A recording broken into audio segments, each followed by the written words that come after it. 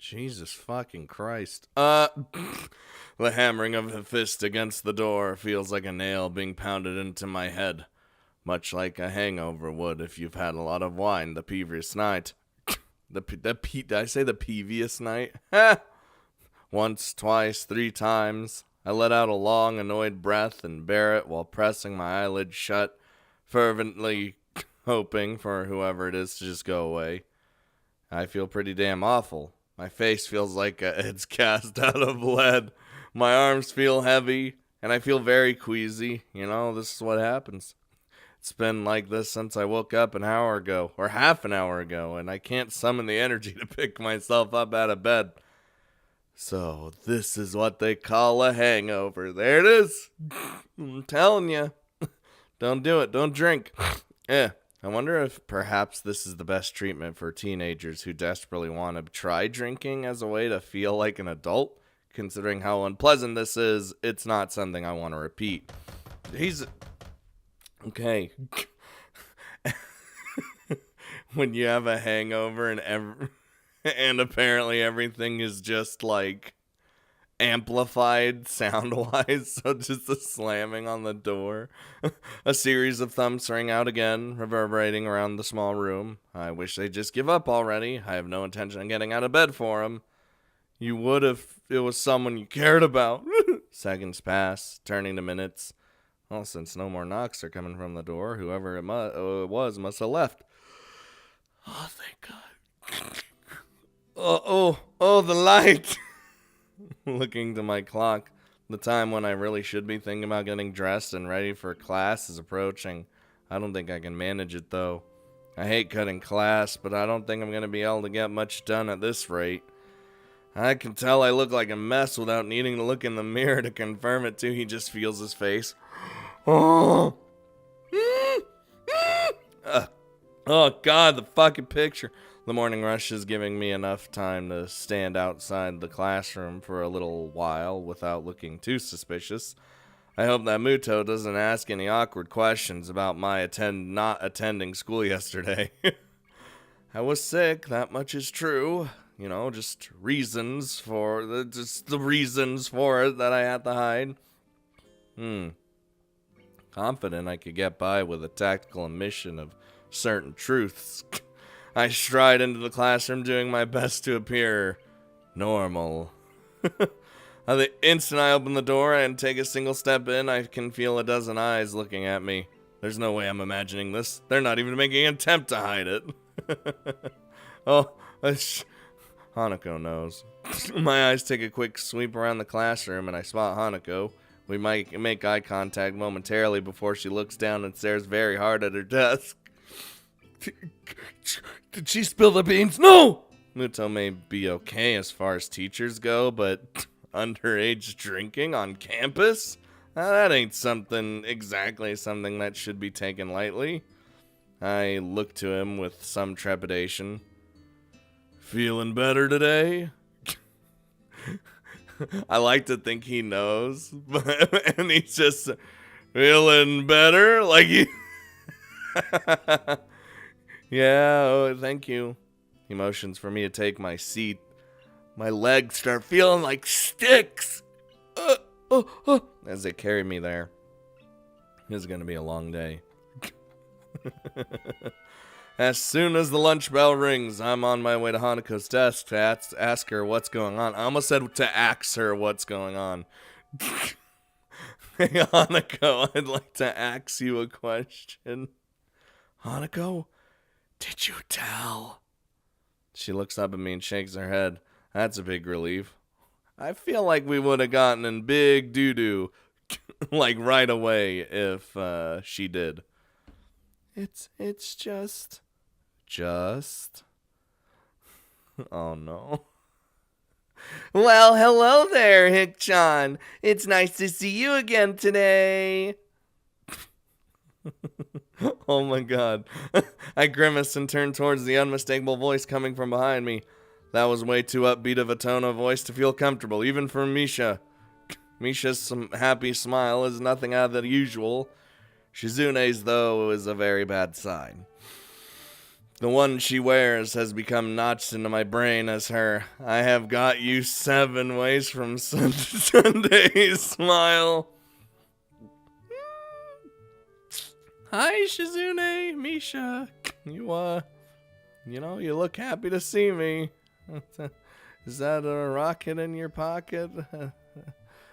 Not feeling well yesterday, Hick-chan? No, I wasn't. But I'm feeling better now, at least. Uh-huh. That's good to know, Hick-chan. Why do I get the feeling that Shizune's leading me into a trap? Because you're probably right. Nose. You sound like you're not being completely serious. Oh no, Hick-chan. We're genuinely pleased that you're all better now. Shizune is positively overflowing with happiness. There's only one reason why she would be like this. Oh no. In fact, we were quite worried about you. After all, you, Hanako, and Lily were all absent from class on the same day. She's got us so thoroughly that all I could do was sigh in defeat. I guess you have your own theories about this. Could you just kind of not tell anyone? It's a bit late for that, Hick-chan. I suppose she's right, considering the looks I got as I entered class. Still, things only seem to be at the level of vague suspicion rather than outright accusation, so we'll probably be fine. Hanako's face sinks a little further. Such attention is troublesome enough for me, let alone for her. Going by Shizune and Misha's reactions, I think they noticed this as well. Yeah, we don't need more Hanako. Hanako does not need, constant attention on her all the time. The only reason why we're giving you such a hard time is that you ignored us yesterday morning. Ah, that was you? Shit. Yesterday morning? It takes a while to recollect what happened then, given the haze induced by the generally awful state I was in at the time. Oh, right, the knocking. That was you two? Uh-huh. It was. And you left us there for ages after we'd taken all the effort of coming in your dormitory early in the morning. Sorry, I was having a... What's a good excuse? A problem with nausea. Yeah, a problem with nausea. They're not buying it. I can't blame them. Instantly just fails. Shizune's head drops in resignation before she reaches into her pocket. Something white and yellow can be seen sticking out a little, and as she pulls it out, it turns out to be an envelope with very bright decorations on it. Alright, sunflower. Since she points it toward me, I dually take it doodly. This is what we were trying so hard to give you, Hick-chan. You don't check your... I tune out the sound of Misha's voice as my eyes register what's written on the envelope. Hanako. Ah, shit. I stare at the envelope for a moment before suddenly remembering that there are people around me. There's a very strange, somewhat invasive feeling about their expressions. I kind of want to be alone right now. Hanako? It's nothing. Thank you for bringing me this, you two. She just takes a deep breath. I should think so after what we went through to get it to you. I step back and say my goodbyes. Misha theatrically pouts even as I go out the door, but Shizune and Hanako remain visibly curious about my reaction. I hope they won't interrogate me on this later. Oh, someone will. Okay, I just go out to a secluded part of the woods. The smell of the gardens is, as always, a very pleasant sensation. Some of the most visible signs of how well-funded the school is, aside from the sheer size, are the expanse and condition of the grounds. A good number of students can be seen eating lunch, chatting, and playing on the bright green lawns. Even some of the staff is enjoying the summer here, keeping watch over the students and idly walking along the long concrete paths. I'd never seen a sight like this in my home city.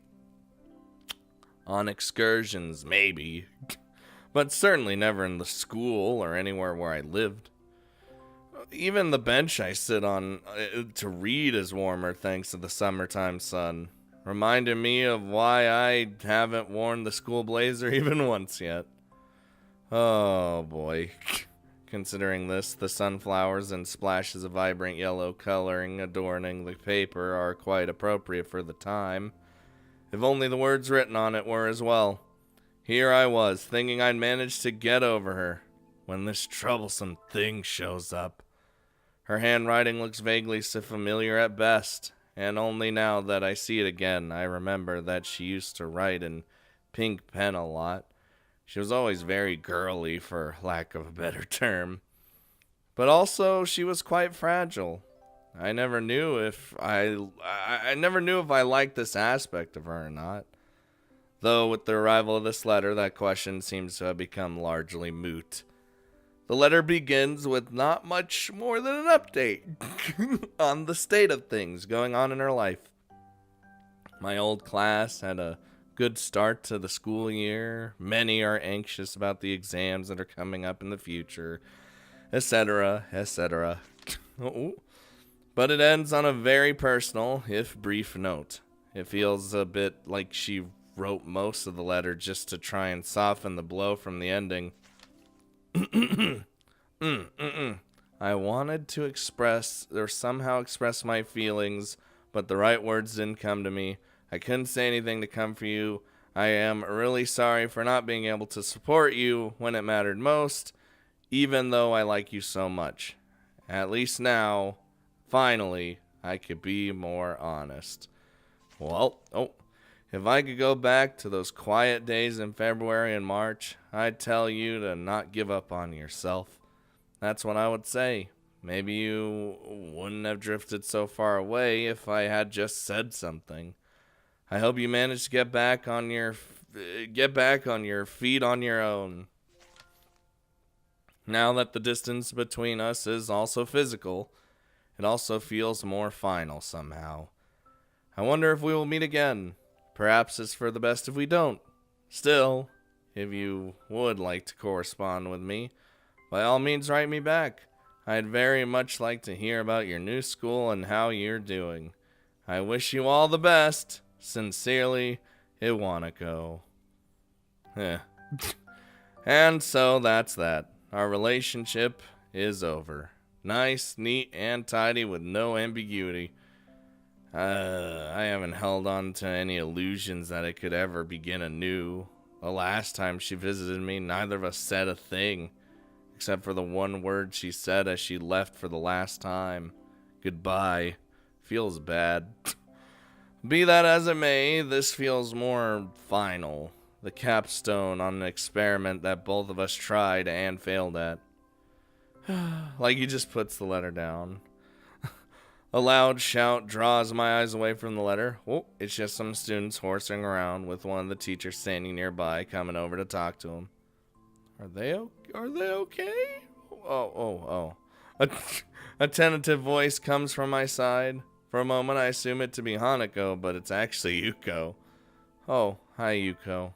I thought you'd be in the library. She gives a cheerful smile, one quite fitting the atmosphere, and flourishes the empty wrapper of roll in her hand. She must have someone else covering for her while she grabs something to eat. It reminds me that I haven't had a thing to eat yet. I don't really feel hungry, though, and skipping one lunch won't hurt. It kind of will. You need 3 square meals a day, even when you're upset and not feeling it, you should probably still try to eat, just because if you don't, you might send your metabolism out of whack, and then, it's just not healthy. Mind if I sit here? Sure, go ahead. Am I about to have a heart-to-heart? With Yuko, of all people. I quickly slide the letter back into its envelope, slipping it inside my bag, propped up against the side of the bench as Yuko takes a seat. She drops the wrapper into a bin beside us. She just drops it on the floor. Without much else to do, I lean back and take what enjoyment I can from the sun, silently reflecting on the letter. The hush, the lush lawns, the clear blue skies. Everything looks so different from the way it did back then. Even the school's surroundings, from the hill it's on to the woods around it, are completely opposite to the urban scenery I remember. Maybe this is what it feels like to be homesick. Then again, it's not an outright bad sensation. The feel of the area around Yamaku, while very different, is also very nice. I think I could get used to it. Hey, Hisao? Yeah? You didn't answer my question from before. I wasn't going to say anything, but you still look troubled.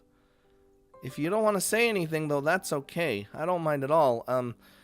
Sorry for asking something so strange like that. I don't mind. It's just, I got a letter from someone I knew before I came to Yamaku. It made me think about some things. I thought I'd managed to get over most of the problems that my accident caused, but now, I'm not really so sure. Kinda wish I'd never seen it. Like he just,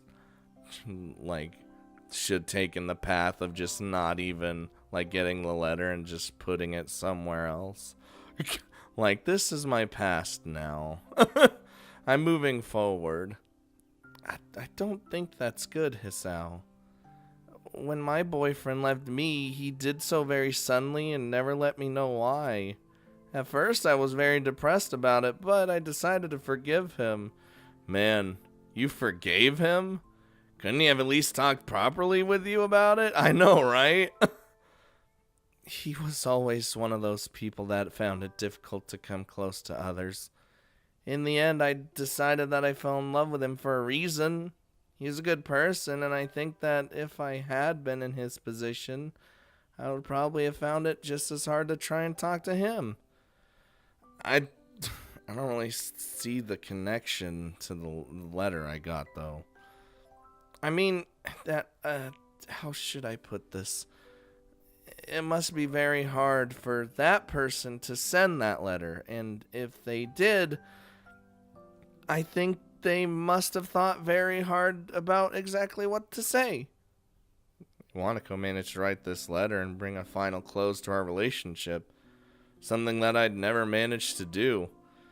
Whereas here I am, trying to protect and help Hanako as best I can, especially with Lily leaving for a while, and I'm not even able to deal with my own problems. We all have some issues, right? You just gotta settle them in the right way. Does that make any sense? She's taking my non-response and furrowed brow as doubt. She really reads faces too much, just like a certain somebody! Yeah, that makes sense. The letter was kind of a shock, really.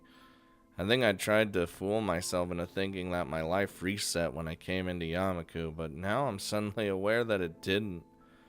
I'm at a bit of a loss as to how to deal with these feelings.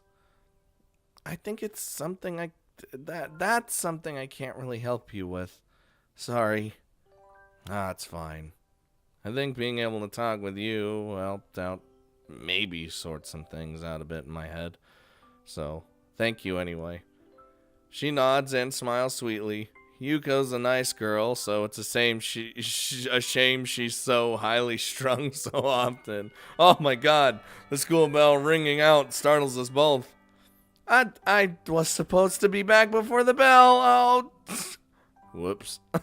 She jumps off the bench and almost races off without a second word, but turns on her heel as she remembers she was talking to me just now. I'll see you later, Hisao. Cheer up, okay?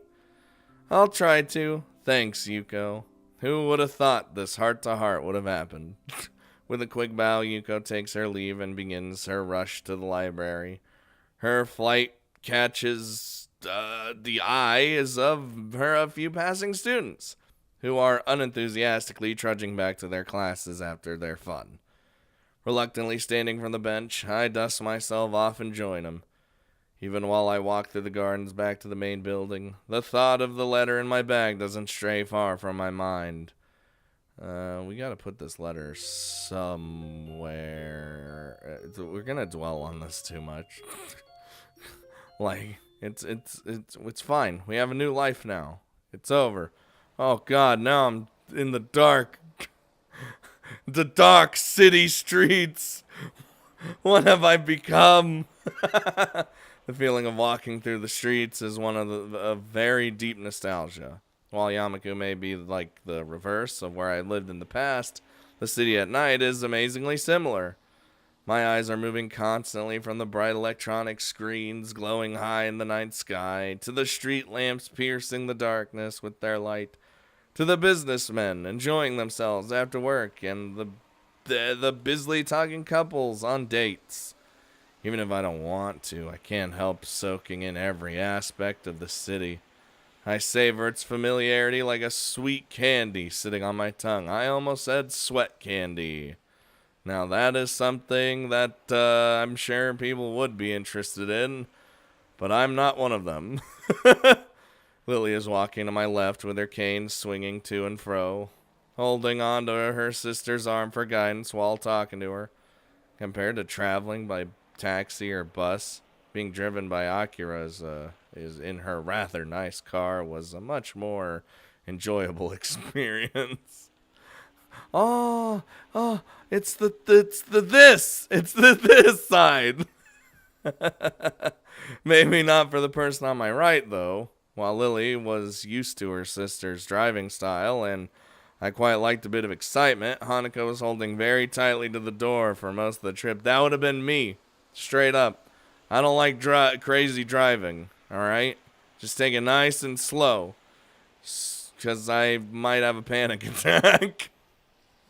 Look, I don't want to die. If we get into an accident, I'll just go limp and I'll be totally fine. Everything looks so pretty at night. Hanako quickly looks down yet again as she accidentally catches someone's gaze. Yeah, it does. My answer isn't very thoughtful, since I'm distracted by so many thoughts that I find it hard to keep up a bit of the small talk. One of those distractions, aside from the city sights, is how Hanako looks. Adorable. This is the first time I've seen her in anything other than her school uniform or her pajamas. It gave me pause when I first saw her outfit, when we met up at the school gate. Considering how much her head is lowered when people walk near us, I imagine that the hat she wears is more than a fashion statement. And everything she does is for the sake of hiding her scars. While initially I was very wary of Lily's plan to take us out into the city, when night fell, it became obvious she had thought about this. Not many people have paid Hanako much heed since the darkness hides her scarring well. Well, we're in the city. Any ideas on what to do? Akira beams a smile. Something tells me that she's the one who's making this particular decision. Even if her sister may have proposed the outing in the first place. Well, yeah, but... Oh, you'll see. Just follow us. I can't do like... I know she's got like a deep woman voice. I can't do a deep woman voice. What do you think I am? You think I'm a fucking voice actor or something? I ain't. I ain't nothing even though I did voice in a visual novel, but it was a silly voice, as you could imagine. I nod and try my best to stifle a grimace. After what happened during Hanako's birthday party, I don't trust Akira's judgment all that much. Oh God, I don't like this. Why? I don't like dark alleys. Or it's not even an alley, it's just... I don't like dark streets. We keep walking, and I notice that we're passing more and more cafes, restaurants, and other eateries. Every once in a while, a drunken man in a suit comes out of a bar, usually being supported by another. But for the most part, the customers around this part of the city look young and fashionable. Different kinds of music come and go as we pass by each business. The discord created by the overlap should be grating, but it reminds me so strongly of the times I spent in the city with my old friends that I don't mind. Hanako and I have started to drift a little apart from Lily and Akira. Oh God. That comes to a stop when I hear a soft thud from beside me. What? Sorry. By the time she rights herself from her apologetic bow, the middle-aged businessman she bumped into is walking away after mumbling a half-hearted apology. I'm sorry. Hanako looks a little put off by the experience, and as she quickly skips ahead to match my pace, I notice her head hanging low once more. Don't even worry about it. Fuck that guy. Oh my God. She probably bumped into him because she was looking downwards and not where she was going. Hanako, I'm gonna tell you something. You don't want to keep your head low. I learned that lesson a long time ago. I remember when my grandma told me, because I always used to walk with my head looking at the ground, but for entirely different purposes. Rather than you, I wasn't like really trying to hide I guess you could say I was trying to hide my head scar, but you can't really do that. But my grandma told me better. She put the fear in me. She told me to keep looking straight forward and always keep your head up. Because what if you have your head down and someone comes up behind you with a bat and smashes you in the head? You won't even see it coming, and you won't even be aware of it. And thus, ever since, I've always looked up while walking. I stepped to the side a little and put one hand on her far shoulder, drawing her closer. Oh, hold on. Isao? It's okay. You can walk closer to me if you want. Hanako hesitates, but eventually nods in assent. Oh, Jesus, I don't like hip happening places. After a couple times when I thought we arrived at Akira's destination, we reached our target. By now we're below the elevated walkways and past the most garnished and brightly lit places. I'm a bit surprised. The average age of those around us is distinctly older, and the smell of cigarette smoke is thick. The area is far from seedy, though, and it's a little amusing to see Lily's reaction to the smell of the smoke. I'd be fucking dying. I don't like cigarette smoke. While it's masked by the low talking of those around us, jazz music can be heard emanating from inside.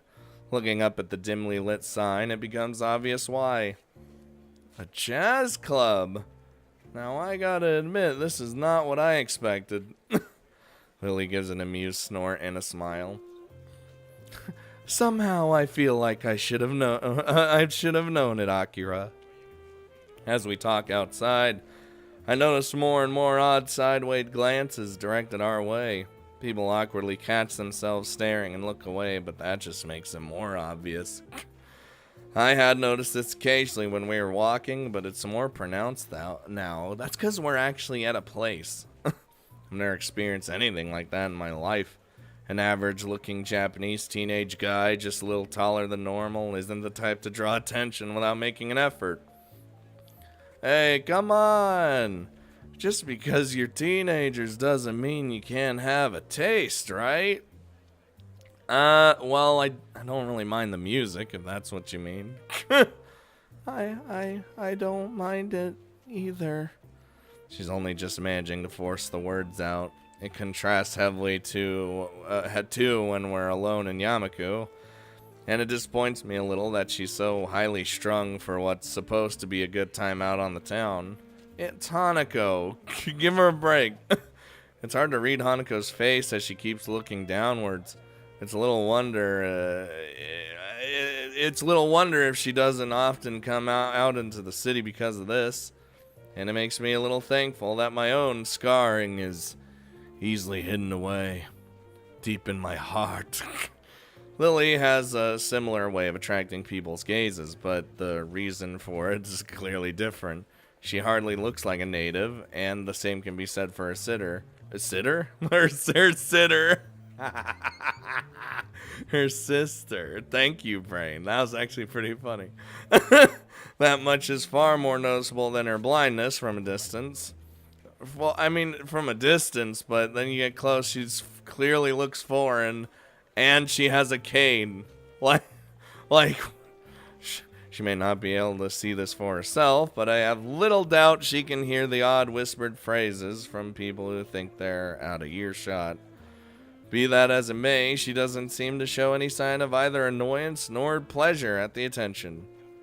Well, Akira is still as confident as ever, though, flashing a smile. She strides in with Lily by her side, and the two of us follow behind. Oh, stay close to me. I don't want to be lost in this jazz club. I like how I'm the one concerned for myself rather than Hanako. I had expected my eyes to adjusting to the light inside, but it's not much brighter than outside. The music we'd heard is clear now, mixed in with the sound of glasses moving on the tables and counter, and the husky chatter of the patrons. Looking to my right reveals the music's source, a jazz group playing beyond some tables. The patrons seem to be mostly men, and even though there's a handful of women, nobody looks under 30. Aside from us, of course. Feels like we've stepped into the 1920s. And the atmosphere is quite agreeable. I'm not completely comfortable simply because of my age, but were I older, I would probably feel quite at home. He just sits back, enjoying the jazz. Hanako seems a bit more relaxed now, probably due to nobody looking at her. Everyone's talking between themselves, drinking, or watching the band. Oh. Akira casually takes a seat at the counter without even glancing around. She's probably come here before. In fact, she's probably a regular. Lily retracts her cane, feeling out the bar stool at the and the edge of the counter before taking a seat beside her sister. The bartender takes a brief break from polishing a glass to watch her before putting it down and coming over. Why are they... They're always polishing glasses. Every time. Good evening, ladies. What'll it be? What the hell? Just a scotch, thanks. Lily? May I have a... Oh, okay, never mind. I guess I'll not say what I... A black-suited elbow hits her side sharply. What'd she say? She's asked for scotch. Oh, she was gonna ask for champagne. Champagne. Orange juice, please. No problem, coming right up. The bartender starts to pour their drinks. A couple of seconds pass before Akira suddenly remembers that Hanako and I are in fact actually here and do exist. And turns around to us. You two want anything, or are you just gonna stand there? Hanako seems to be getting a bit restless. No matter where we're going to seat ourselves, there's going to be the people right next to her, and I don't think she looks convincingly older than 20, unlike Lily. Looking around, there's a game section to our right, a couple of billiards tables, ooh, can be seen in the corner, and nobody's using them either. I suck at billiards. I glance at Hanako, about to ask if she'd like to play, but she's already looking longingly in the same direction. Maybe it's something that we can get by with. So few words nowadays. We'll go play pool over there. Akira leans back to see past me before shrugging and sitting back up. It seems you'll have to put up with only me for company. How unfortunate. Have fun, you two. We turn and set off for the abandoned corner, with Hanako taking the lead. You know, the prospect of a nice, quiet game away from everyone else makes her walk noticeably faster. Her eyes stay firmly fixed on her prize. Ah, pool. Again, I suck at it. I can like hit the white ball like once. I'm just not precise. The table's full size and well lit despite the surrounding darkness thanks to the bright overhead lights. A huge painting of something covers the wall. I don't even... There are many people milling about this corner of the club, and I could see Hanako becoming a little less tense as a result. Good. You know how to play?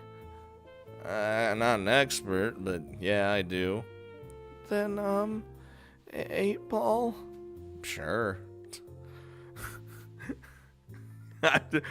He's like, he just like, I don't know what that means. Like, I don't know who he's talking to.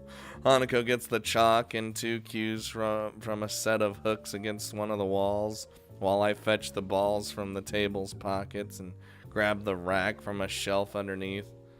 She patiently waits as I get this table set up. After slotting the final ball in the rack and doing some last adjustments, I end up having to fight my perfectionist urges and getting the bottom rows of balls perfectly perpendicular with the edges. Now we're getting too hardcore. with the balls arranged and ready for play, I step back and take my cue from her outstretched arm. I carry out a quick inspection of the tip. Hey, before I'm satisfied if that's in good condition. So, you played before? Why am I acting like this? Why am I trying to act tough with my voice? No, we're just playing fucking pool. Once or twice, I just kind of know the rules. The air between us feels a little awkward. She's still pretty nervous. Understandably so, given that we're in public. Eventually, the silence becomes too much for even Hanako, and she begins to quietly stammer.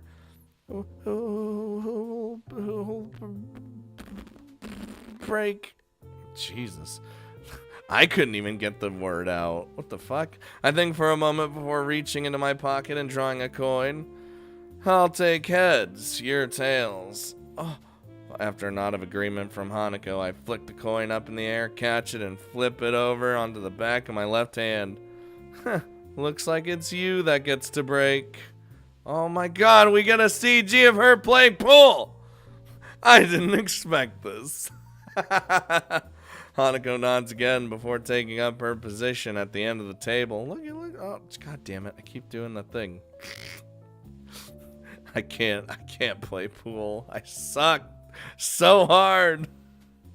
She's not usually this quiet around me, but I'm not wholly sure if it's because of the tidbit of information about her past that slipped out moments ago. What? The cue comes back to a practiced gesture before smacking dead in the center of the cue ball with a thud. The white ball skates across the smooth green expanse before smashing into the carefully arranged balls at the other end. Balls skitter across the table at high speed. The break was good, with the balls being nicely distributed around the table. My eyes are already flicking from one to another to pick out the easiest candidates to pocket. Hanako retreats from the side and I take my shot. Well done. It's only after Hanako says this that I realize the ball I was shooting at was sunk. Huh. Who would have thought I'm actually good at this? I look up at her and notice a small smile on her face. It's nice how playing games seems to loosen her up a little. A bit, get her mind off things. Guess I'm stripes then. I take a step back and let her take the next shot, but she doesn't advance to the table. Rather, she looks down a little and rubs her arm. By now, I can identify this as one of her gestures that she wants to say something, but isn't sure enough of herself to do it. Alright, what's up? It's just, you had a nice smile. Do you like playing this? I sigh and lean back against the table. I like playing, yeah. I think I was smiling because it's really nostalgic, though. Hanako tilts her head quizzically. Me and the boys, we used to play pool in the game centers near where we lived pretty often, and at night too. Wouldn't your parents? My parents both work, so they didn't mind me not being in the house. I stayed on top of schoolwork pretty easily as well, so there was plenty of time to do other stuff at night. Our conversation dies down, with Hanako timidly getting the better of her timidity.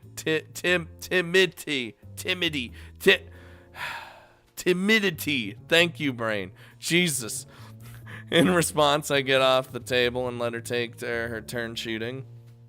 And there's a new ball. There aren't many solids in easy positions, so Hanako bends down and takes a while to line herself up properly. Oh god, Hanako's expression is the same as when we play chess. A relaxed but focused concentration. Athletes sometimes talk about getting into the zone where nothing unnecessary enters their mind, and I wonder if that's something she can do. Man, I wish I could do that. I'm always thinking about bullshit. Her posture's good, better than mine to be sure. It's very close to a textbook method of playing, whereas I tried to contort myself into whatever position I feel most natural in for the shot I'm taking. Oh, we just trying to be all cool about it? Oh no, she's got serious face on now. She lines up the cue. The cue comes back and she does a couple of practice movements to make sure she's lined up correctly. Hanako takes games so seriously. It's the only real hobby I know she has, outside of reading. Feels good to be able to share this kind of experience with her. Dude, I'd be like lining up the shot and then like miss the ball completely. God damn it. She takes the shot after careful consideration, and the cue ball zooms off toward a ball sitting at a slightly awkward angle near the near corner.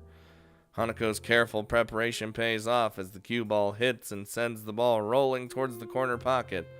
For a moment, it looks like it'll stop just on the lip of the hole, but it eventually tilts just enough to drop in. Man, that was a hard shot. If you could pull that off, I don't think I have much hope. I'm not that good. It's not just the shot, though. Even when lining it up, you looked really serious. You know, you're like this with chess, too. The praise makes her a little flustered. She sets the cue against the table and stands, turning to me. I just like those kinds of things. Her fingers are twisting and turning tightly. When I was in the orphanage, I just kept doing the things I liked before. If I played games with others, that was enough for the helpers there, so... I never thought about it that way. Staff at an orphanage would naturally want to have everyone socialize at least a little. Do they really care, though? If it's okay for me to ask, what was it like for you at the orphanage? Why do you want to know? Oh, I've touched a nerve. Never mind, take it back. But the fact that she responded at all shows there's at least a chance she'll answer my question. Before, she likely would have just shrunk away without a word. I'll tell you, but... But? Could you tell me who Hanako is? Oh, Hanako. Oh, the letter. Now I'm sad again. You knew Hanako was interested. I wonder how long she's been waiting for the right opportunity to ask me this. I'm surprised, but I don't hesitate. Sharing information is naturally a matter of give and take. She's someone I used to like. Her nervousness subsided, at least for the time it took to ask. Her curiosity is getting the better of her, and I feel a bit uncomfortable to be questioned on this, of all matters. There's no way I could just spill out all my feelings about Hanako here. I don't even know myself what my feelings regarding her are. Even after talking to Yuko earlier, I wanted to just avoid the subject around Hanako. Hanako doesn't look overly satisfied with the awkward ending to the discussion. That's all there is to it. But thinks better of continuing. She was only just managing to ask me in the first place without knowing that I wouldn't want to talk about it. I moved to finally take my own shot. The lack of talking between us is filled by the chatter of other patrons and the band at the other end of the club. Won't you all shut up? We're having a discussion. Spying a shot that doesn't look too difficult, I try and shoot for it. The cue ball taps the ball, and the trajectory is about right, but I put in too much power. It grazes the corner of the hole and moves off to the side, just skirting the pocket. Damn it. I grit my teeth a little. I was pretty good at this game, and it's frustrating to have deteriorated so much. You know, we're getting the old man reflexes. I step back and let Hanako take her turn, glancing toward the counter where Lily and Akira are sitting. They're talking busily between themselves and seem to be having a good time. I turn back to Hanako as she takes her shot. With the same face as before, she lines herself up and sharply pushes the cue. Oh. Just as before, she sinks the ball she was aiming for. I literally don't have a chance. It drops in the side pocket more cleanly than her last. It looks as if she's getting a bit more into the groove of the game. Nicely done. She hesitates for a moment and begins to address me without turning her head. The orphanage was nice. It felt a bit like Yamaku does, and the staff was really kind. But as the years went on, I realized something. I was different. It feels strange to hear her speak so candidly about herself. She's audibly forcing the words out. It reminds me of when she insisted she tell me about the fire. Hanako must feel that she has to tell me such things if I'm willing to tell her about my own past. It's fine. Her grip on the cue tightens as she continues to speak. Most of the children there were up for adoption just like I was, but unlike me, they gradually left one by one. By the time I went to Yamaku, I was among the oldest children there. For a while, I helped with some of the younger children, but eventually... I lay a hand on her shoulder. She's forcing herself by now. Oh, it's okay. She looks mildly surprised for a moment, but then nods before setting down her cue and turning towards me. Do you really think so? Yeah, I think so. Even while Lily's away, I'll be around to protect you, right? Hanako looks at me for a long time, and I'm taken a bit off guard. Her expression hasn't changed from before, still looking somewhat maudlin, and silences between us aren't unusual. I think it's the fact that she's holding such prolonged eye contact that's making this feel a bit odd. It feels as if she's judging me. It's a very strange, vaguely uncomfortable feeling. Hanako? I understand. Thank you. She smiles and looks away a little, but it feels stilted. Hanako isn't very good at faking emotions, and this is no exception. Dude, she's like, last in the orphanage. See, last in the orphanage, one of the oldest. It's kind of fucked up to think about this, but if you're not if something's wrong with you, no one's gonna want to adopt you, right? It's very much the same with animals.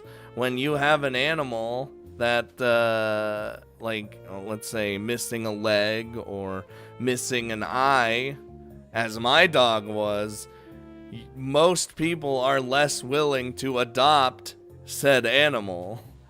The reason I adopted my pug, who I was very aware that she had one eye, I knew that no one was going to adopt her, but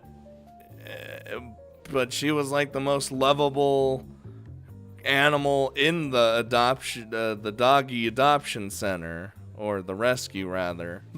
So I was like, to me it didn't matter if she was blemished or, you know, what have you. It's just that's how a lot of people think, and it's fucked up. But you know, they think, you're scarred, there's something wrong with you, that you're basically not worth their time. And that's really sad. Man, there's a lot of talks today. I move to the table and take a turn to try and distract myself, but it doesn't seem to work. Does she think I'm not up to the task of helping her? Is she disappointed in me? I'm probably overthinking this. While her silences are just an accepted fact of life by now, sometimes I do wish she'd speak more. With a thud, I send the white sphere careening down into the table into my target. Hanako sees what's happening just as I do. The ball hits hard, with the striped ball I'd intended to sink veering off toward the 8-ball. Sure enough, as both Hanako and I look on and bite our lips, they connect, and the black ball rolls leisurely into a corner pocket. Hey! All I can do is sigh. It looks like Hanako's smiling again, though, so maybe it wasn't for naught. That was an awful shot. You win. It seems I'm getting pretty rusty after all this time. Hanako bends down and begins to shoot the remaining balls into the closest pockets. I almost asked if we could play another game, but a quick check of my watch confirms that the night is getting pretty late. Lily and Akira appear to be still drinking at the counter. Seems like we'll have to drag them away. Hisao? Oh, I turn back to Hanako, who's still looking over the pool table, shooting balls. Her voice sounds different from before. I'm here for you as well. I suddenly find myself blushing. It's only natural that she'd respond this way, given what I said earlier, but it's still a big shock to actually hear it. Just what is my relationship with this girl? I want to protect her, to make her happy. I'm not really sure that it's something like love, but I don't think these are the same kind of feelings I have for Lily either. I feel sorry for her, having gone through so much in her life. Her parents died in a house fire, and she lived in an orphanage for much of her childhood. I can't even imagine that kind of life. But I feel like there's so little I can do for her, especially now that Lily's going to be leaving the country. Not just being there, it's fine. God damn it. Hanako and I finish tidying up the table and cues, and the jazz is gone. and pick up Lily and Akira on our way out of the club. Feels like something's changed between Hanako and myself. I can't quite place what it is, but Hanako's acting different now. I feel like we're further apart, if anything. Oh, stop. So, you enjoy yourselves? Hanako and I both nod and agree. The game was good, and we both got to learn more about each other, so it's an honest answer. Lily appears to be slightly distracted, or a little distracted. That's the same thing. Worried about the trip, Lily? She pauses before sighing and smiling weakly. A little. It means quite a bit. Oh, the hell? The comment earns her a slap on the shoulder from her sister. Hanako smiles back too. You'll be okay, Lily. I hope you can enjoy your time there. Thank you, Hanako. I'll try to. It'll be nice to be back with my family after all, no matter how brief a time it may be. With that, the four of us begin to walk to the car park where Akira's car is. We continue to talk between ourselves, but it's mostly just small talk. Jesus. I really like that. The bar or the fucking club scene. You know, we got a little more Hanako info. She got a little more on us. You know, we've let it be known that we're here for her. But she also let it be known that she's here for us too. What do you think about that? Huh? I think we're advancing. We're getting better.